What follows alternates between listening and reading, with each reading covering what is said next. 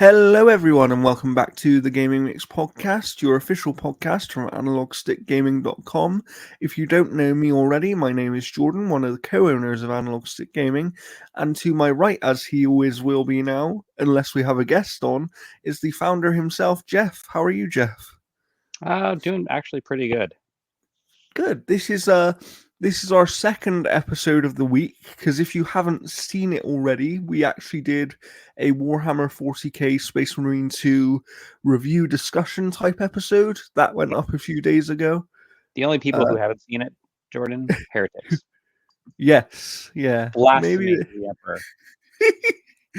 So go and check that out if you're interested in that game at all. It's a very good game. You can read both of our reviews for it now.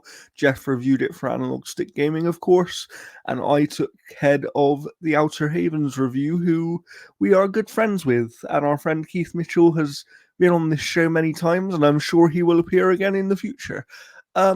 But for today, we're focusing mainly on news, and I've got a couple of things I'm going to talk about that I've been playing at the end. So, Jeff, why don't we get straight to the news here? Sure. We'll kind of start with something pretty good. Astro Bot is the highest rated standalone game of 2024 so far. That's according to Metacritic. And this news comes to us from Jordan Midler at VGC. At the time of this writing, the game currently holds a Metacritic score of 94 based on 100 critic reviews. This makes Astro Bot the year's highest rated standalone game. It doesn't better Elden Ring's DLC Shadow of the Erdtree, however, which currently holds a 95. Below Astro Bot, fellow PlayStation 5 exclusive PlayStation Final Fantasy VII Rebirth holds a score of 92. And the follow-up up to that, it would be Animal Well at 91 and Balatro at 90. VGC's review of Astro Bot called it the best 3D platformer of the decade. Relentlessly joyous with a world-beating soundtrack to match, Astro Bot is a truly wonderful game and the best platformer in a decade. While it never coasts on nostalgia alone, the effort Team Asobi has made to treat PlayStation characters and a few old friends with respect and love is wonderful. Leave it to Team Asobi to finally get Bloodborne characters in a native PS5 game. The PlayStation 5 platformer will be released today, September 6th, after more than 3 years of development. Astro Bot's DLC plan will include new challenge levels and a speedrun mode, the developer confirmed to VGC. One thing I want to stress there, Jordan, is one of those last bits, and that is this is a game that is currently hitting a 94 on Metacritic. Yeah. It's one of the best reviewed PlayStation games of all time. And it has probably half the development of most PlayStation games. Yeah.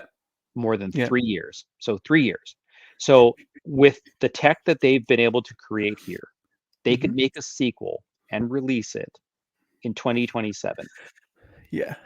Yeah. And do you know what the funniest part is about this?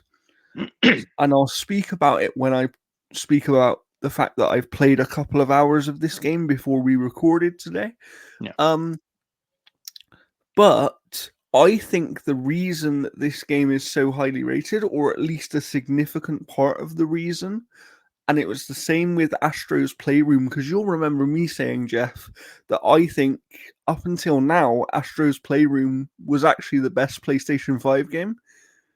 And this team just knows how to make the best use of the hardware. And I'm not talking about just how the game looks. I'm not talking about, just how the game feels to play. They actually use the controller to its fullest potential, which is something no other game does. See, like on I've the platform. permanently off the ability of like crunching those triggers because I think that is the worst feature on the controller. And I know there's a lot of people in the industry that can't even use that controller without their hands hurting. I know Tamura Sane has bought a third-party controller because he just can't hold sense. One thing I will say, and this is just a quick kind of side note before I speak more about my experience with the game later. One thing that I am disappointed with, especially for a PlayStation first-party game, because it's something they've been very good at lately, there are essentially no accessibility options in this game. There's like 3 toggles, and that's it. Mm, And that's not good, I don't think, yeah. from a PlayStation first party standpoint when we compare it to most of their other releases in the last sort Yeah. of years. Yeah, because they've been kind of like, I mean, the last couple games, I mean, hell, they practically remade both Last of Us games just to add in accessibility options. Yeah. Yeah, precisely. So I am disappointed in that. So just bear in mind that if you have accessibility needs, you may struggle with Astro Bot. Other than that, I'll speak more about the game Sure. later on. Yeah, But no, yeah, I'm yeah, like really disappointed by that. Digital Foundry, like they found one instance in the game where it dropped below 60, like one. That's a very They were well saying it's like optimized a, game, yeah, Jeff. they were saying it was like a technically flawless game. And like the thing is, and this is where I'm very, very curious, Mm, is this is an extremely high rated game. It's being basically held up there with the best that Mario has ever had. yes. Do you think that translates into sales at all? It's going to be interesting to see because I think the problem with PlayStation, and I'm sure we'll talk more about it later, is when they try and do something that isn't a third person action adventure story driven game, it seems to not connect with their audience very well, whether that's due to bad marketing or Yeah, just a game not being very good or whatever. I think of something like Returnal, right? And Returnal was a much better game than the sales numbers for Returnal would suggest. Um, and I think the advantage of Astro is that Astro's Playroom was a pack-in title with the console, right? So everybody who has a console probably played Astro's Playroom, and I think that gives Astrobot an advantage compared to, say, a Psychonauts game on Xbox, right? yeah, Because it has a built-in audience already. So if you can even convert, I don't know, 15% of those people into purchasers of Astrobot, you've got a lot of sales there. The question yeah, is it going to hit the sort of 30, 40 million mark? I don't think so personally, but that's just me. yeah. Like What do you think? this is the type of title that I see basically hitting 8 to 9 million, and then probably like trickling later on. But that's one thing I've seen a lot of people going like, "Where's Xbox's like platformer?" But you just nailed it, Psychonauts. Like I think people forget how good Psychonauts 2 was. yeah, Like, Psychonauts 2 was a very good game that probably didn't get the attention it deserved for whatever reason.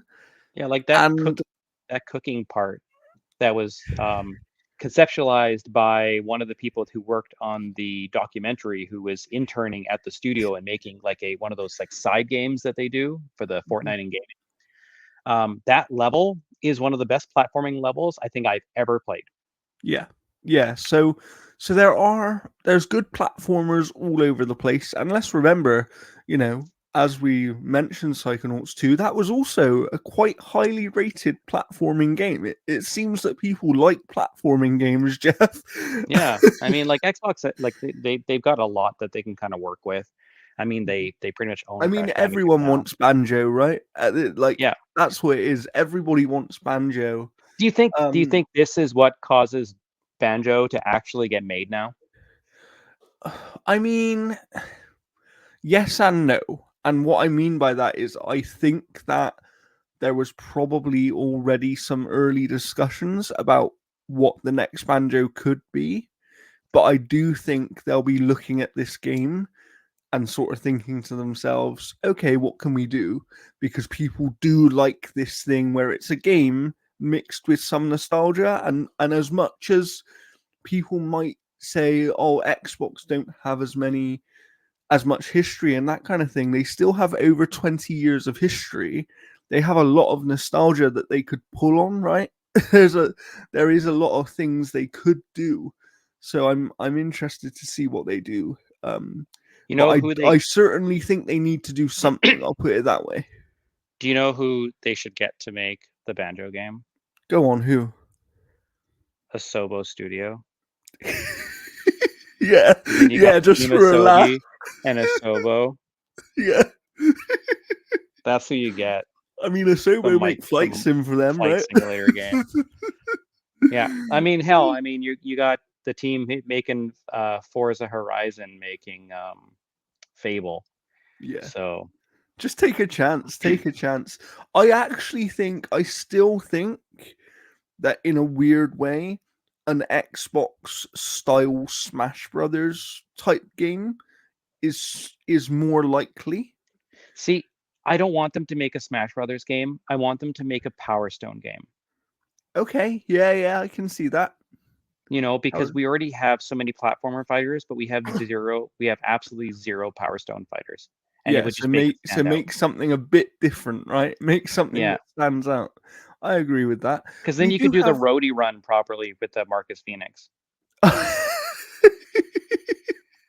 Oh god. Oh, oh wow.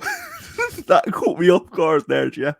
But we So do do have more news here to go through. So yeah, what's up we have a couple more next? stories. All right. This comes to us from Tom Ivan at VGC. Warner Brothers Pictures and Legendary Pictures have released the first trailer for the live-action Minecraft movie, which is viewable above. So check the link if you want to bear witness to that monstrosity. Releasing on April 2nd, 2025 internationally, and on April 4th in the US, the film is helmed by Jared Hess, who previously directed Napoleon Dynamite and Nacho Libre. So, of course, it stars Jack Black. We also have Jason Momoa, Emma Myers, Daniel Brooks, and Sebastian Eugene Hansen, among others. An official synopsis reads, "Welcome to the world of Minecraft, where creativity doesn't just help you craft, it's essential to one's survival."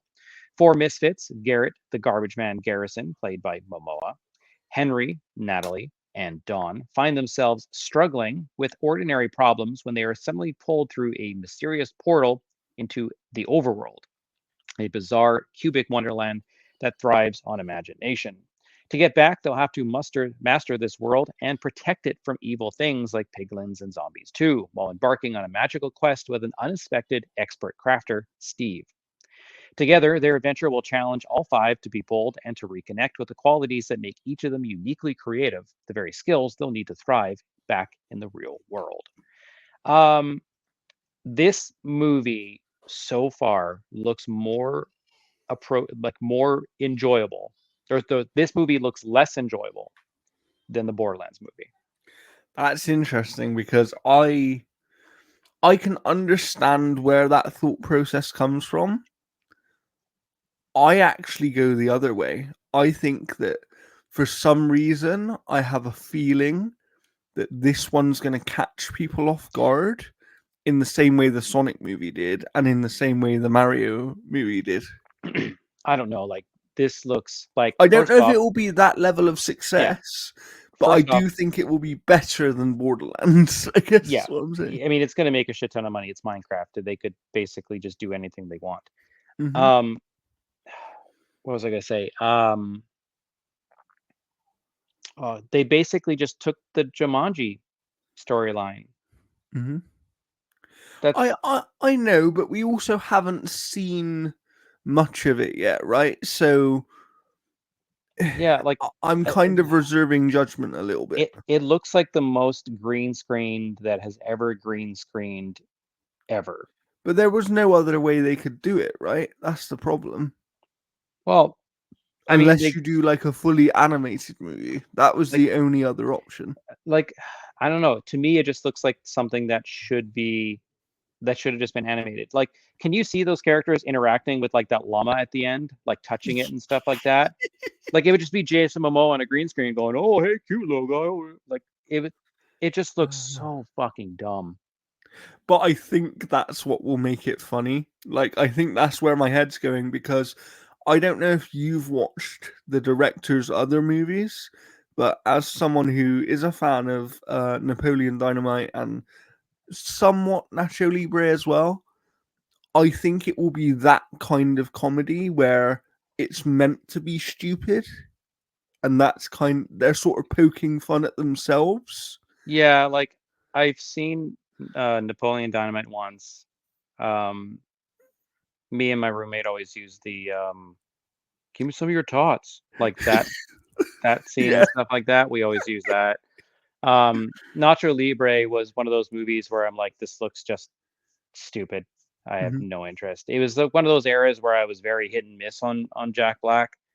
Yeah. Um, but I don't know. It right now that movie just looks I mean, don't get me painful. wrong, it could be terrible, but I think that my faith at the moment is based on the fact that I do like the director's other movies, and I'm assuming they're going to lean into a similar kind of tone where Yeah. it's almost them making fun of themselves. And if that's what this movie is, I think it will catch people off guard.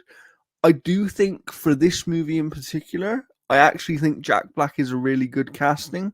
Um, to play Steve, Minecraft Steve, like that's quite funny to me. Yeah, I don't know. Like we'll see how it Why goes. Like Jason I'm Momoa ever agreed to do this movie, though, I would love to find out.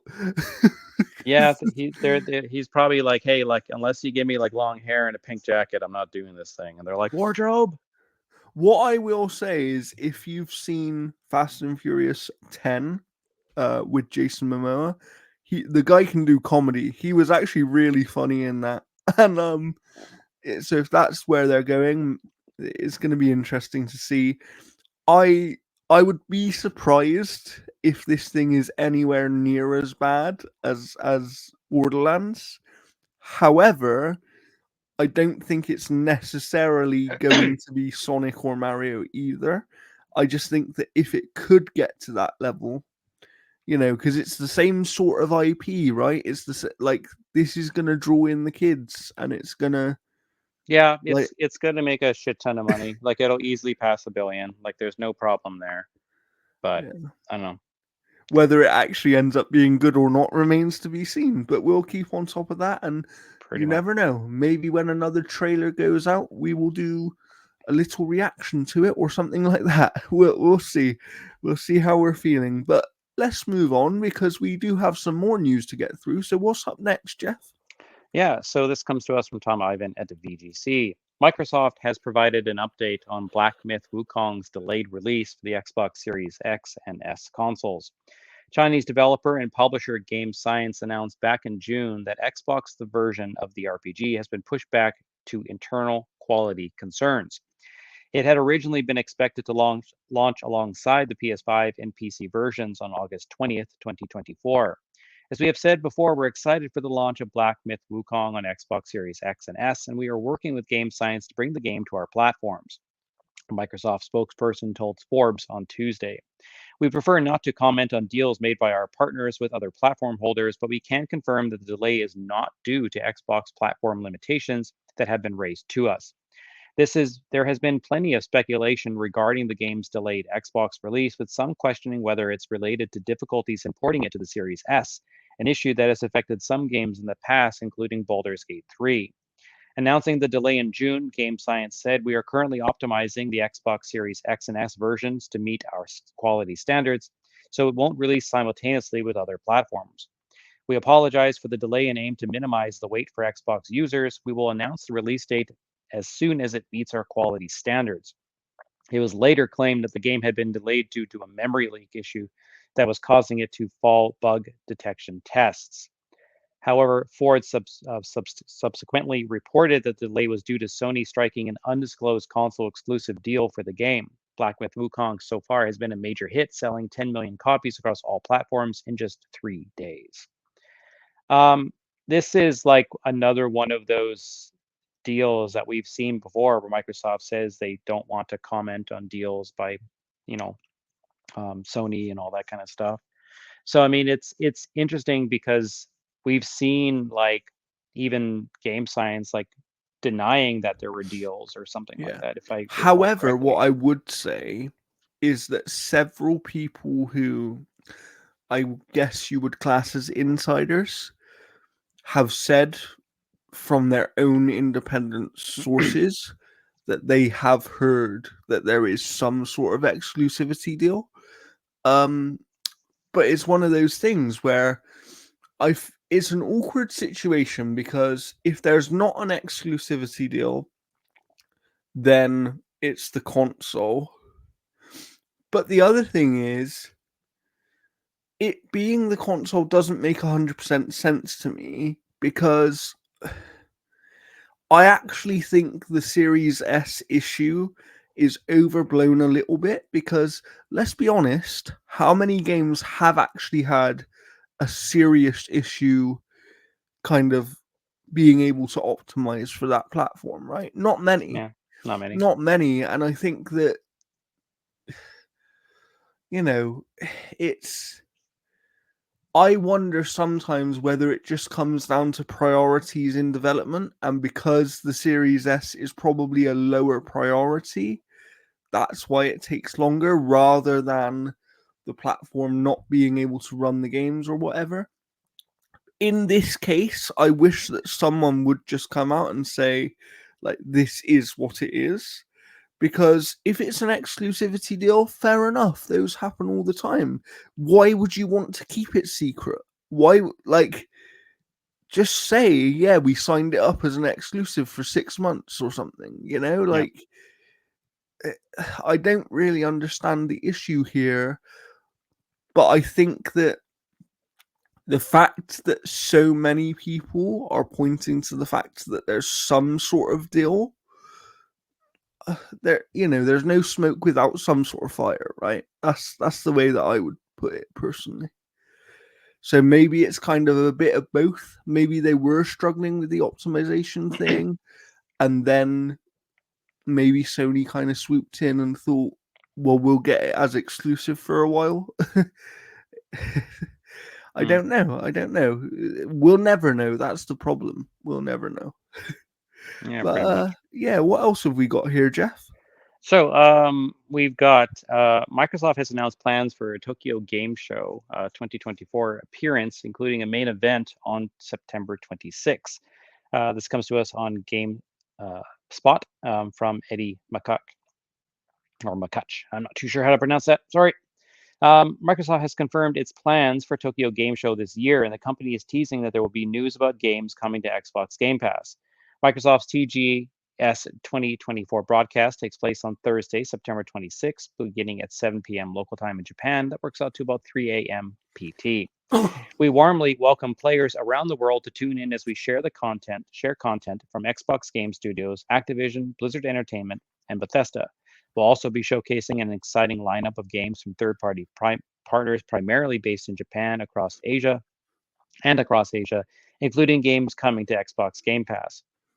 During the Xbox briefing in TGS in 2023, Microsoft announced a range of titles coming to Game Pass, including Phoenix Wright, Ace Attorney Trilogy, Persona 3 Reload, and Like a Dragon Gaiden, The Man Who Erased His Name, among others. Fans can tune into the event across the Tokyo Game Show official YouTube channel, along with select Xbox social channels. Microsoft will be broadcasting the event in Japanese.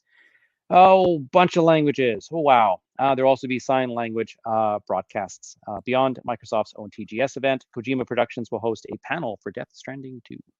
Nice. So this is going to be, interesting for Microsoft to be at TGS when they basically sold off their only Japanese studio. And also because no one thought they would be this year, right? Even though they've been there the last couple of years, with how their direction has slowly been sort of shifting, I think everybody thought, oh, maybe they just won't bother this year. I think there could be a few reasons for this, though. One announcement that I think it's possible we get here is the official announcement of Final Fantasy 16 coming to Xbox, because that has been long rumored, and it is about to release on PC very soon as well. Yeah. So I just think, that could be a very decent announcement. I know that for a lot of people it won't really matter because we've already played the game on PlayStation or whatever, but that's still a big announcement for the platform. One that I think would be huge, but I don't see happening, is if they somehow have got Metaphor on Game Pass day one. Yeah. Like, and I don't think it's completely impossible because the last couple of Atlas releases, yes, they've been smaller games like the Persona 3 Reload and that Persona 5 Tactics game, but they have both been on Game Pass day one. So I don't think it's completely impossible that Metaphor might get some sort of deal, but it's obviously a much bigger game, so therefore you wouldn't necessarily expect it. Outside of that, I'm interested to see if they make any sort of third party, like, well, not third party, but first party announcements of any kind, whether that be a release date that we haven't got yet, whether that be, you know, something like to do with Transformers games coming to Game Pass, maybe, because there's been Yeah, a lot of 2 of them things that have going on been. about that recently Yeah. because they're relisted on the store and you can download them and stuff, but you can't play them yet. So yeah, it's going to be interesting to see, and I'm glad that they are going there because I think that it shows that even though, yes, okay, they shut down Tango, I still think the reason they shut down Tango was probably a logistical thing rather than anything else. Like, I can imagine that for an American company, it's quite hard to run a company and studio that is in Japan, right? Mm. like, like, I I don't know. I can imagine that presenting some difficulties. But yeah, it's going to be really interesting to see because they are one of the only bigger people that turn up at TGS, really, right? Like, Sony don't often do anything there. I don't think Nintendo really do anything there. Well, Sony's Like, got their own thing at the end of the month as well too. yes, they do, yeah. Probably showing off the Pro, Yeah, I which mean, is they rumored to teased be it in their 30th 650 US. anniversary logo, didn't they? Did you see that? Yeah. But did you know that it's rumored to be $650 US? Wow, really? Like 800 Canadian or something?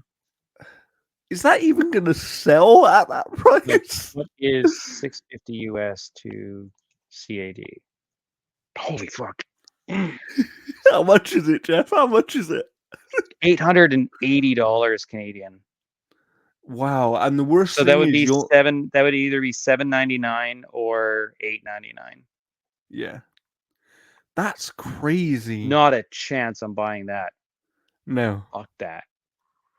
no, that's And crazy. Sony just raised the price of their console in I Japan. know. That's the craziest part of it is like they've raised the price of the base console 4 years after it has come out, Like, I and don't now know if they're going that's to ever release a more happened. expensive version. Yeah, like, I understand. Okay, the first price rise I kind of understood because the economy did go crazy and things were costing more, so they haven't been able to drop the prices of production maybe as much as they would have expected.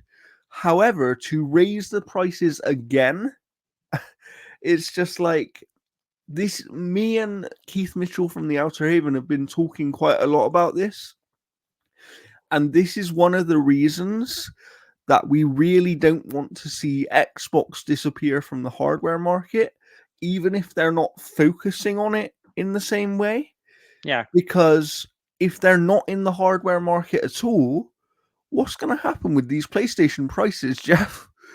like, Yeah, they're like just gonna continue to crazy, go up. Like, it's like crazy. PlayStation is just running around completely unchecked, and people are just, taking it. PlayStation have become Nintendo, right? Where it's like people will just buy the stuff at any price, seemingly, and therefore they can do whatever they want, and it's really frustrating to see. Really, really frustrating. But what other news do we have here today? All right. This comes to us from Tom Ivan at VGC.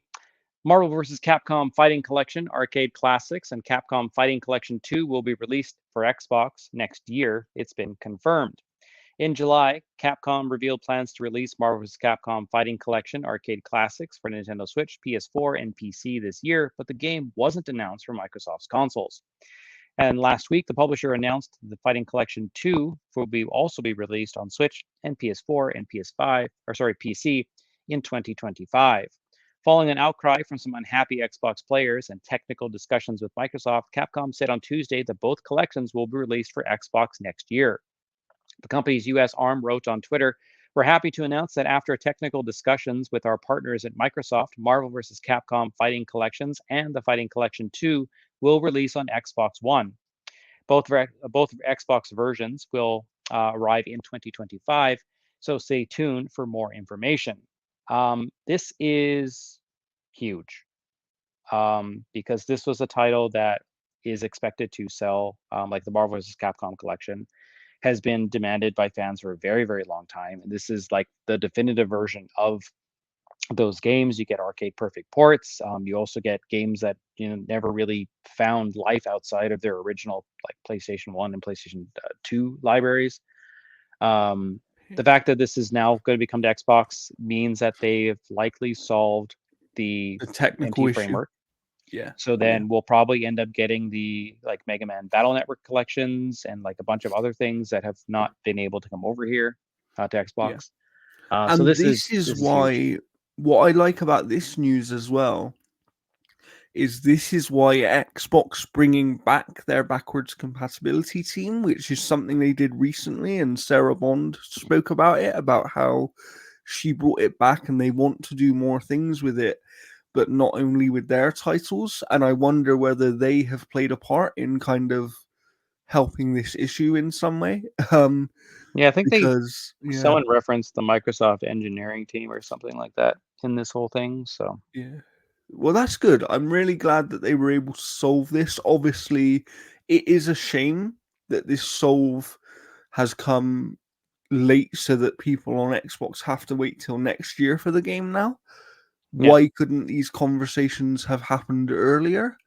But at least they've happened, and whatever the issue is has been solved, because this sort of collection, just for preservation's sake, deserves to be everywhere that it can be, right? yeah. Like I'm gonna get it digital on my Switch Yeah. when it comes out next week, and then I'm gonna get it physical on Xbox when it comes out next year. Nice, nice. That's a good way of doing it. I think I might pick it up on PC. I haven't decided yet because I do Yeah. have The only reason I'm getting it on Switch some. is the OLED screen that I've got on my Switch Oh yeah, true, because the colors true. are I bet it awesome. will look nice on there. Yeah. Like I don't have the Steam Deck OLED, otherwise I would just get it there. Yes. Well, how many news stories do we have left here, Jeff? We got one major one and then one smaller one. So we're gonna do the smaller one. So we have the main topic one coming up after that. Okay. All right. This comes to us from Chris Scullion at VGC. Rocksteady is the latest studio to be hit with layoffs, according to a new report. Sources have told Eurogamer that numerous employees have been made redundant over the past month, with its QA department more than halved from 33 people down to 15, as well as non-QA job losses as well.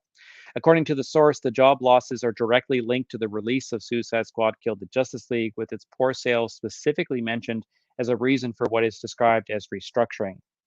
The report has also cited one employee who mentioned on social media that they had been informed that they were being made redundant despite being in the middle of parental leave. While a number of layoffs are said to be junior staff, they're also said to include some developers who have been at Rocksteady for more than 5 years. Suicide Squad Killed the Justice League was the company's biggest video game release, but it was met with mixed reviews and failed to achieve a consistent player base. The game has been blamed by Warner Brothers Discovery as one of the key reasons for a drop in gaming revenue. Last month, the company said its QT gaming Q2 gaming revenue had fallen 41% year on year, primarily driven by the weak performance of Suicide Squad Killed the Justice League, compared to the strong performances of Hogwarts Legacy in the prior year. This is not surprising. Kind of sucks to be on parental leave and then being told you're fired. Um, like, like I understand redundancies. All right, that happens, but Rocksteady was Warner Brothers' most prestigious studio, Yeah. and they're nothing And now. they were forced into making a game that they didn't really want to make, or at least they didn't want to make it in the way and style that they had to make it in the end. Yeah. Um, it reminds me somewhat of the Crystal Dynamics situation when they were making Avengers, where lots of people got moved on as a result of that as well. And it's like, but when you look at that game, at least they had the opportunity to make a portion of it in a way that they would have made the game. Do you know what I mean? In terms of the single player, that's what they would have made. They didn't want to make a multiplayer live service And thing. it didn't even feel like it was built to be that either. Yeah. So this is a real shame. Obviously redundancies do happen. I do think it's quite frankly despicable to lay someone off who is on parental leave. I don't, you know, I'm not sure because obviously Rocksteady is a UK studio. They're UK based, but Warner Brothers Discovery is an American company, right? I'm actually not sure if it's even legal here in the UK to lay off someone while they're on parental leave. And you But also have the fact that a lot of people rely on employment to even stay in the country if they're not natives. yeah, yeah, precisely. So this again, we speak about this all the time, and it is a terrible situation. And yes, redundancies happen, but the reason the redundancies happen is the problem. We're never going to be against redundancies that happen because a company needs to do it to stay alive and to carry on, or something like that. But this is a company that forced a studio to make a type of game that they probably didn't want to make in a style that they're not necessarily familiar with, expected it to be this massive hit. Apparently, I heard some expectations that they expected it to be as big as Hogwarts Legacy. And it's like, but that was a single player game. You like look at that game. It was a Mm-hmm. single player game. And also, no offense to Suicide Squad, but Harry Potter is a bigger IP specifically than Suicide Squad. Yes, DC is massive, but Suicide Squad isn't the biggest IP in the world within that catalog, Yeah. So, yeah, I feel really, really sorry for the entire studio and everything that's happened there because it's a case of money men thinking they know what they're doing and they don't really know the industry and they don't trust developers enough to make the right choices. That's basically what it comes down to. Yeah. Yeah. Like that game was just like you could just I don't know. It's one of those games where you just kind of like feel like passion was just not behind any of the choices there. Yeah. Yeah. It's Like, very paint by numbers, right? It was very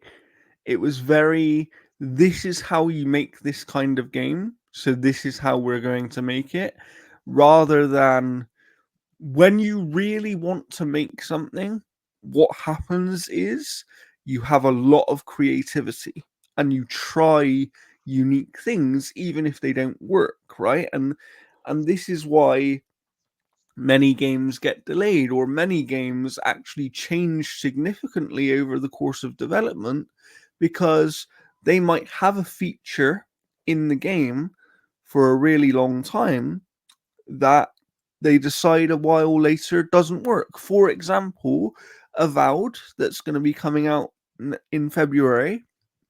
It's obviously an RPG from Obsidian, and we know from Obsidian themselves that they had originally concepted Avowed as something you would have been able to play in co-op, and that was going to be one of the focuses of the game. And then as they got further into it, they decided to not do that because it took away from what they really wanted to make. mhm. Uh, But in this case with Suicide Squad, it seems like what happened was somebody went, "You have to make this style of game," and then they tried to put little bits of the kind of Rocksteady DNA in it, but they could only do so much because it had to maintain a certain style of game because that's what the bosses wanted, kind of thing, you Yeah. know. And I'm not talking about the bosses of the studio. I'm talking about the money men. Like, there's a reason that the people who founded this studio left, because even they didn't want to make this game. Like, yeah, it's a terrible situation, and I am sorry to anyone who has lost their jobs as a result of it because it's just awful, awful. Yeah. What else have we got here, Jeff? So our main topic for today here comes to us from two articles on VGC by Jordan Midler and Tom Ivan. Concord may have sold as few as 25,000 copies across both platforms. According to a new report from IGN citing analyst Simon Carless, it's claimed that the game has sold about 10,000 copies on Steam and about 15,000 copies on PlayStation. PlayStation doesn't typically release specific sales figures, but Concord has struggled to find a player base on Steam since its launch. The game, which was in development by Firewalk and published by Sony by PlayStation currently, at the time of that writing, has about 70 players in game. I know somebody last night on Alana Pierce's Twitch stream was saying that the game has had 40 players currently on Steam. The game has received just over 700 Steam reviews, 512 which are positive, 220 which are negative. According to Circana analyst Matt Piscatella, the game ranked 147th US PS5 daily active players across all titles, with fewer than 0.2% of Monday's active PlayStation players playing the game. Leads us into our main topic here, and that is Sony has announced plans to take the new live service shooter Concord offline, pulling the game from sale and offering refunds to all players who bought it. The news follows the reports that I just mentioned about selling as few as 25,000 copies. The announcement was made in a PlayStation blog post by Ryan Ellis, a game director at Sony Firewalk Studios. Concord fans, we've been listening closely to your feedback since the launch of Concord on PlayStation 5 and PC and want to thank everyone who has joined the journey aboard the North Star. Your support and the passionate community that has grown around the game has meant the world to us. However, while many qualities of the experience resonated with players, we also recognize that other aspects of the games and our initial launch didn't land the way we intended. Therefore, at this time, we have decided to take the game offline beginning September 6th, 2024, today, and explore options, including those that will better reach our players. While we determine the best path ahead, Concord sales will cease immediately, and we will begin to offer a full refund to all gamers who have purchased the game for PS5 or PC. Once refunded, players will no longer have access to the game, which costs $40 USD. PlayStation 5 players who bought the game from the PlayStation Store or PlayStation Direct will receive a refund to their original payment method, although Sony said that this may take up to 2 months to appear on bank statements. For customers who have purchased a physical copy at retailer locations outside of PlayStation directly, please refer to the refund process of the retailer you purchased it from to obtain your refund. PC players who have purchased the game through Steam and the Epic Game Store will be refunded over the coming days. Washington-based Firewalk was founded in 2018 and was acquired by Sony last year. Concord, its debut game, was reportedly in development for around 8 years. So that's more than double of Astro Bot. The title received mixed or average reviews from critics, according to review aggregation website Metacritic, where it has scored a 62 on PS5 and a 65 on PC. At the time of this publication, Concord has just 34 players in-game on Steam, according to SteamDB. Okay, let's talk about this one, shall we? Because I've got a lot to say. Firstly, and I don't really think that this is the development team's fault, but this is the worst failure in PlayStation first party history. I've never heard of any game closing down this fast, let Yeah. alone let alone a first-party game. And like So 8 years. Like yeah, a lot of people that probably joined that game 8 years ago are still there. They released their first game and it is a colossal failure. yeah. And I actually think I'll go into some of the reasons I think that it's a failure in a minute. But what I want to kind of ask you first, Jeff, is do you think this game ever actually comes back? Because Yeah, it could come back as a free to play, that's or it that's could exactly just what's going to do. completely die. But Do I you think think with they're actually going to bring it back? Yeah, I think it's going to come back free to play. The only thing that I don't think that's going to come back is I think they're going to scrap those vignettes Yeah, maybe. because those cost a lot of money. So I think what's going to happen is that they are going to, even the ones that have come out, I don't think are going to be included. I think you're going to have your opening one, and then basically that's it.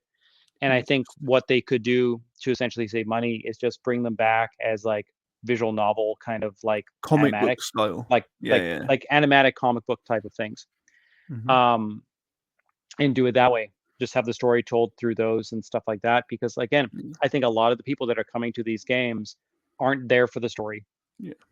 They're And you know basically what the there just to funniest upgrade thing their is? characters or whatever. Based on what I had heard on this game, there were elements of this game that were actually really solid. I haven't played it myself, but there Yeah. were aspects of this game that people really liked.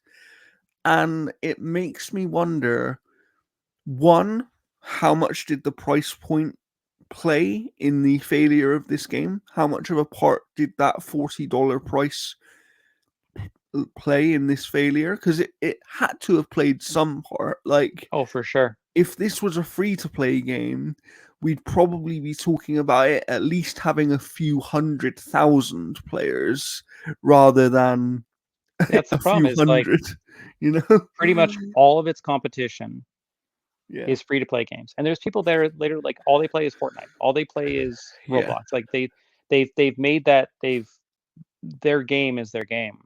yeah, And then you have absolutely. Marvel Rivals coming out in December, Hmm. which is free to Yeah. play.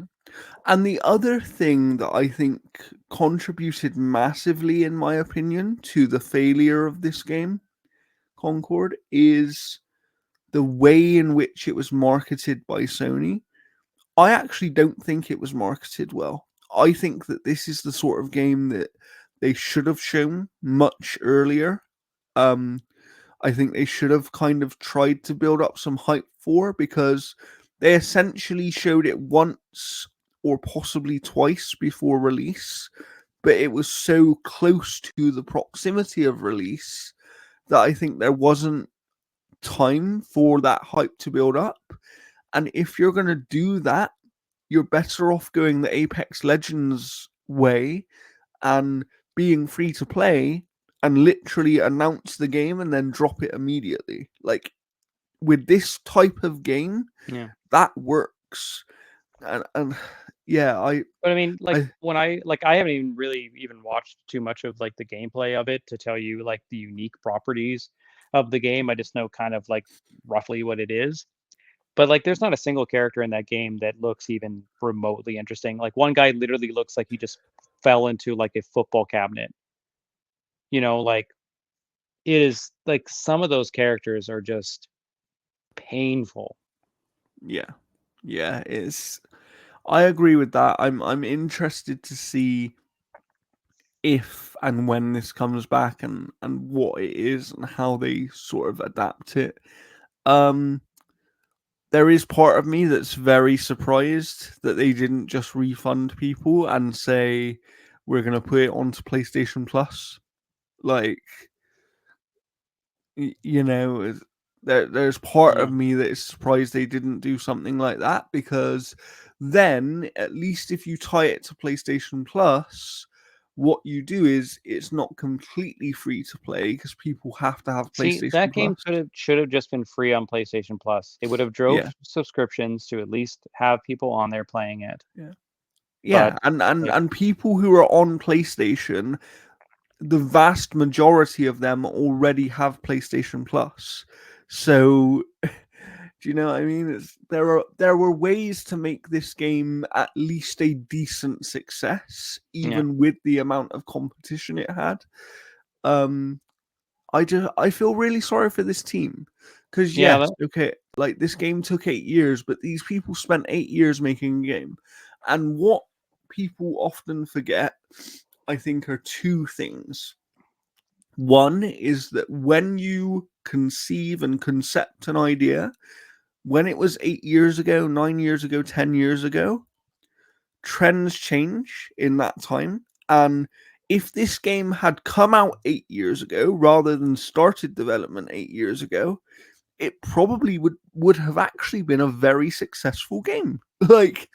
like trends were very different back then. And I'm not saying that these live service games are dead because they're clearly not, but they are starting to wane a little bit.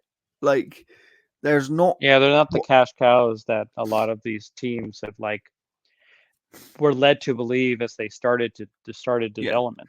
And then the other thing is, and look, this game was developed through a global pandemic, and that would have played a part.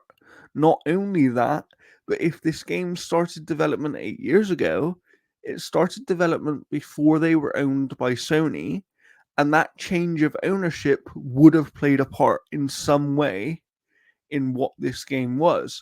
Perhaps the original team that were working on this game were going to make it a free to play game. We don't know. We don't Yeah. know that. Maybe their original idea was, yeah, let's make this and have it free to play. It's so I do feel sorry for the dev team here because no one sets out to make a bad game, right? And nobody sets out to make a failure, let alone one of the worst failures in the history of the industry.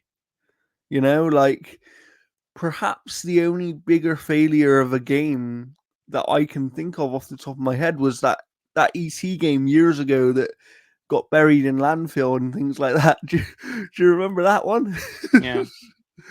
Like, No, you know, it sucks to see a game like that, or a game period, just completely like just die like that. Because they pulled, multiverses off digital stores and from being played so they could repurpose that. And that has come out, and I don't think it's really doing the numbers. I think that kind of hurt it more than anything else. Um, but yeah, like Concord to basically just disappear. And again, like a lot of retail companies, like they don't have return policies in regards to like if the game has been opened. But I yeah. think a lot of people will probably keep their physical copy because it is like this thing where it's like I this game doesn't actually would exist anymore. recommend keeping your physical copy if you have one because this is going to be a collector's item because these kind of stories don't happen very often. Um, and this is a moment in time that, is never going to be forgotten, even though it's for a bad reason. Like, this game will never be forgotten now. It's the same as that EC game that I was talking about Yeah. just now. It's like there are certain things that will just live forever, and Concord, even if it never comes back, will live forever because of this moment. Well, there's that video game series that's coming out, that where there's like an Armored Core episode and a Mega Man Yes. episode. There is a Concord episode, and that is going to remain in the season. Like they're not pulling it. Interesting. Interesting. Okay. That's going to be interesting. But Yeah, that is it for news. I don't really have much else to add Yeah, on this story. Do you have anything else to say on it, Jeff? not really. That's pretty much it. Like it just kind of sucks. But Yeah. at the exact And same I hope time, like that this team can bounce back as well. I guess that's where I want to end on the story is I hope that this team gets another opportunity because ultimately I do think they had the bones of something here.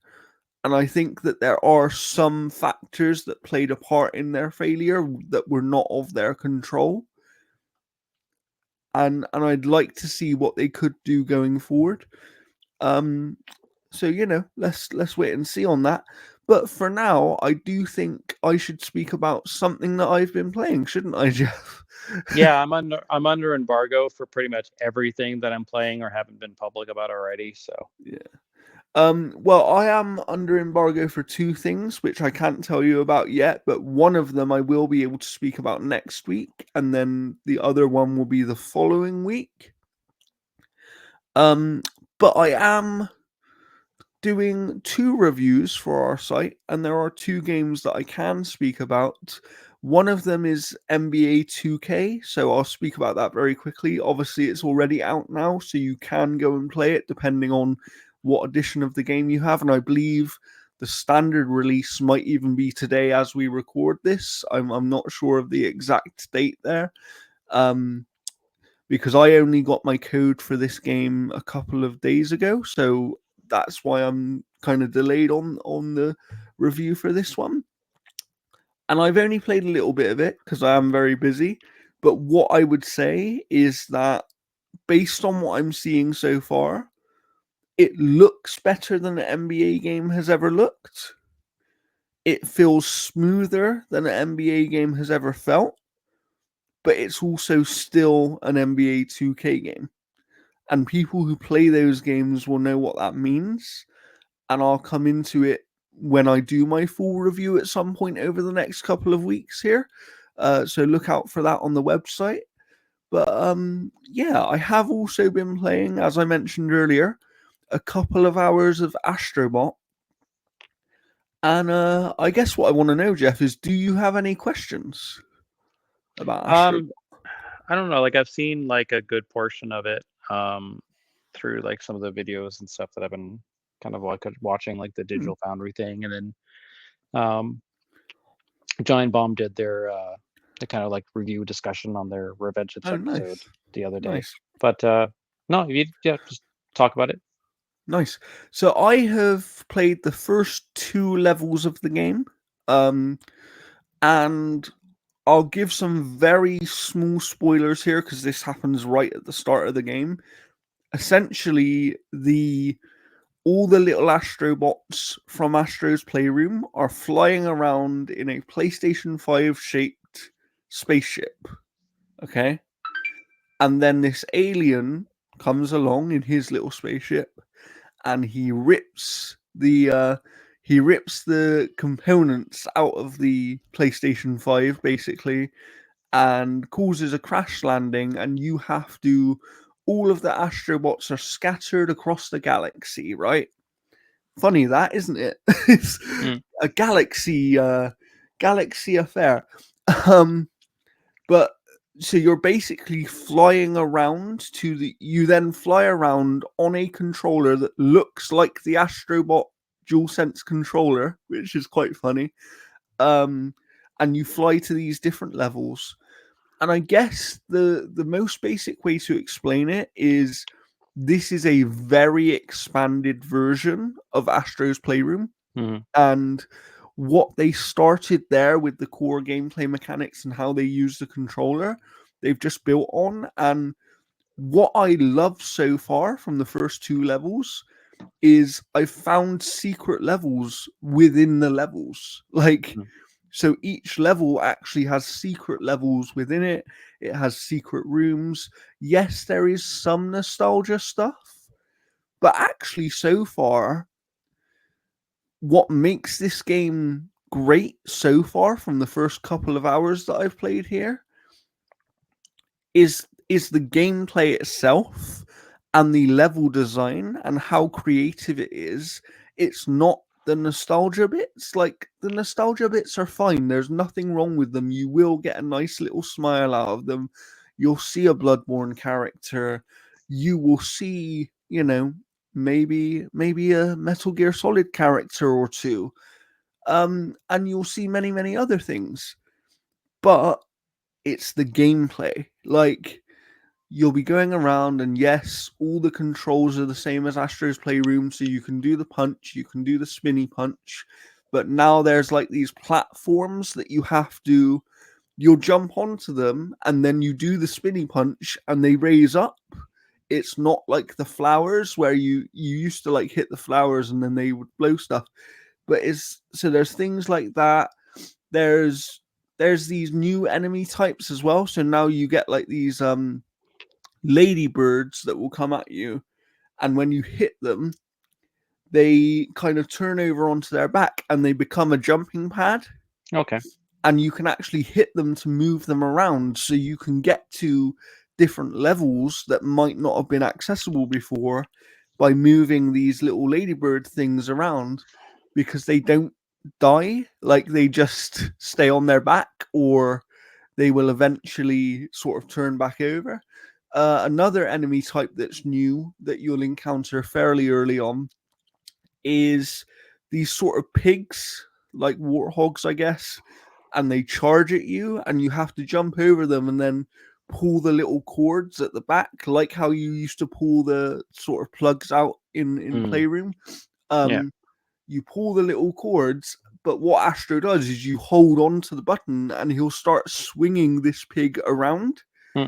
and then you can throw it at things to break these things. So it might be like an ice wall, or it might be like a sculpture with something inside it. It like, and everything they've done feels like it has a purpose and has only built on top of what they already had.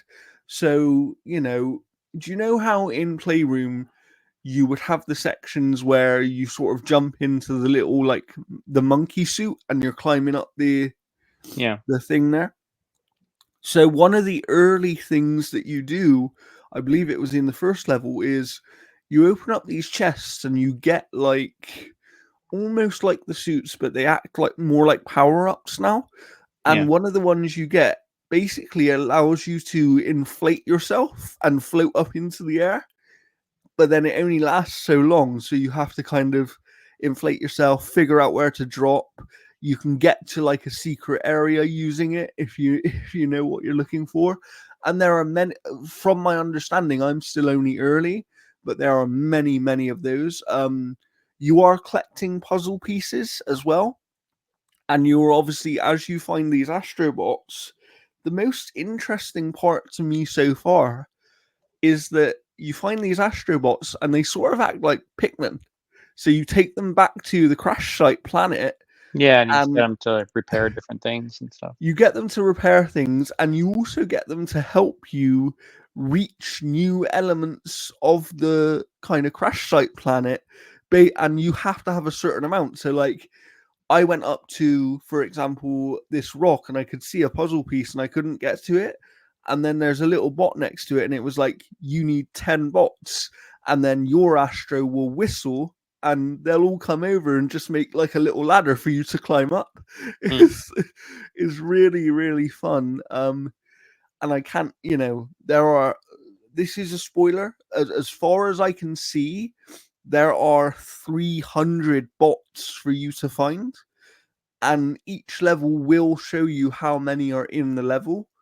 So you'll know like whether you found them all or not. And when you go back to a level, at least based on what I've seen so far from the first couple, you can, if you haven't found everything, you can get like this. It'll be like a little bird's house, and if you've got 200 coins or sometimes more, you can buy that upgrade, and this bird will follow you around, and he acts like a radar, so he will help you to find where the other astros are that you've missed, or where the other kind of puzzle pieces and things are that you've missed. Mhm.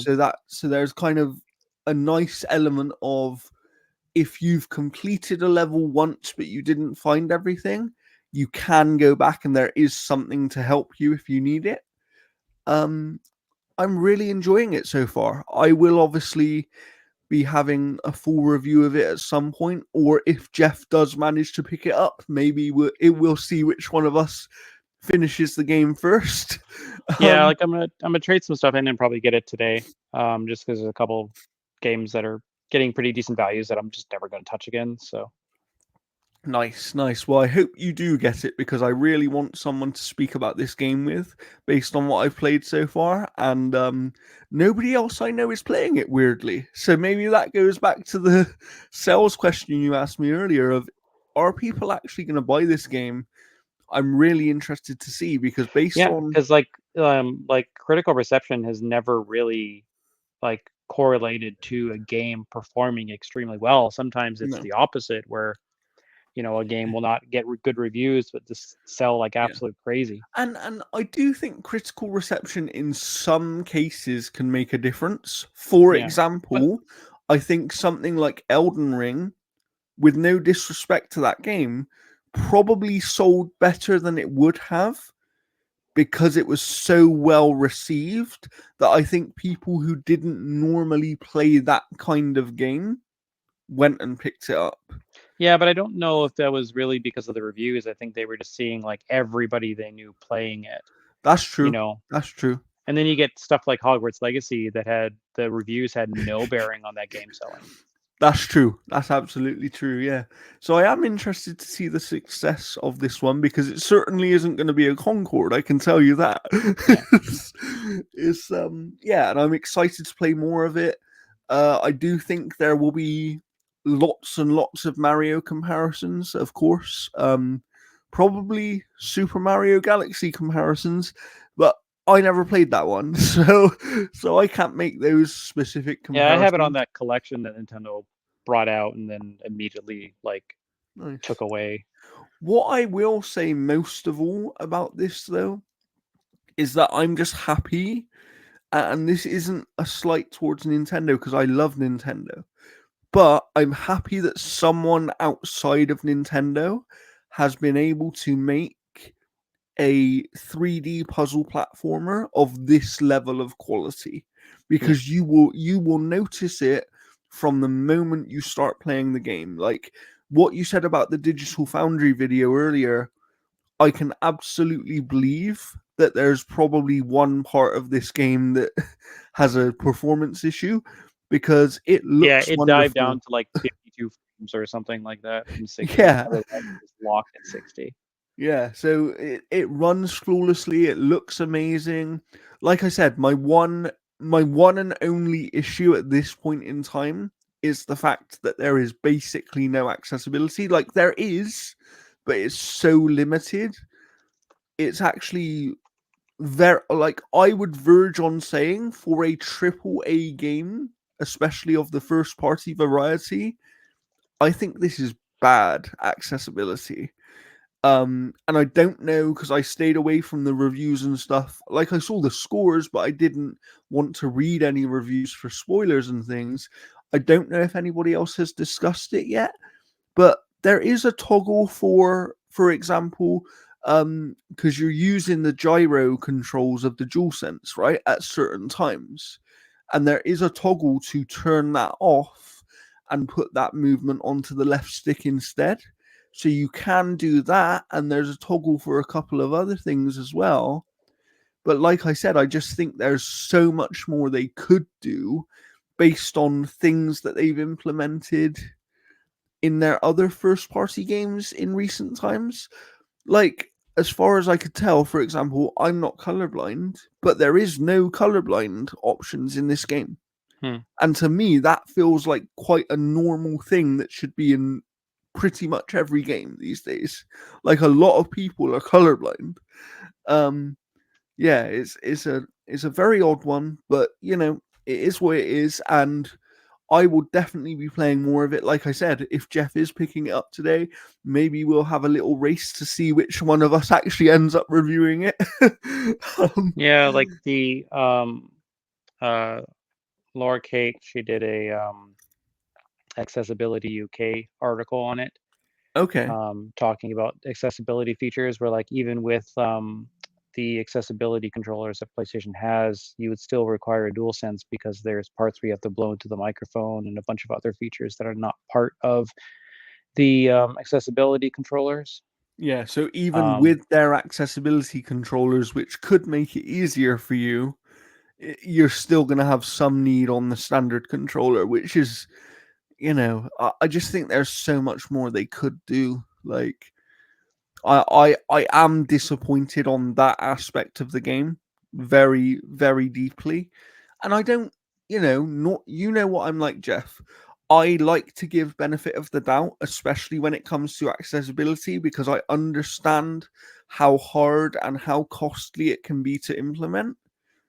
But I do think that for a AAA game from a publisher that has shown a capability to have some of the most accessible video games ever released in recent years, this is not good enough.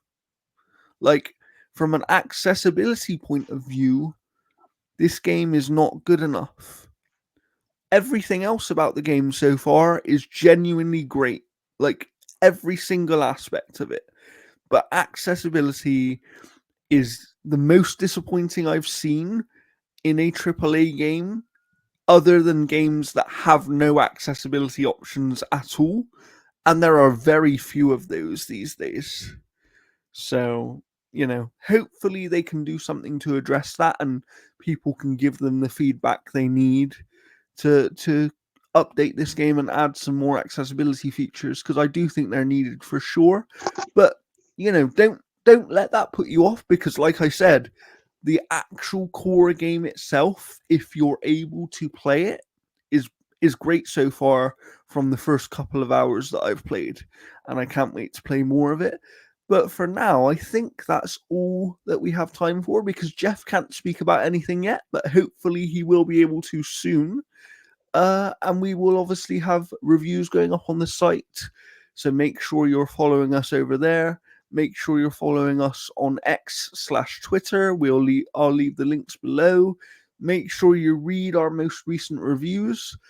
Mine will be the Space Marine 2 review, because I don't have anything else coming out today or anytime particularly soon. But I do have some on the way, so look out for those as well across both our site and outerhaven.net. And obviously, I'll link whatever Jeff's latest review is down below as well. You probably are seeing this episode on Friday. That's the plan. So you will be seeing it the same day we're recording it. Yeah. And other than that, we will be back next week. But thank you for joining us. And for now, it's a goodbye from me. See ya.